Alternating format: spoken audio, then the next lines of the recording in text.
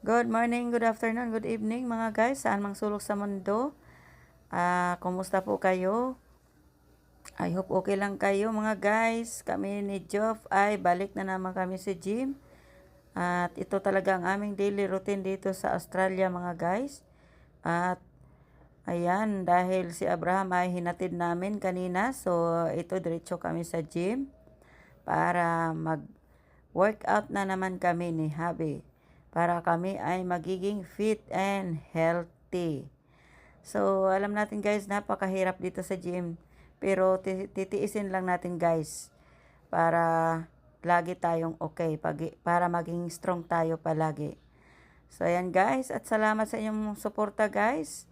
At kung hindi pa kayo nakasubscribe sa aking channel, paki-subscribe lang and paki-hit yung bell button para updated kayo sa aking mga next video.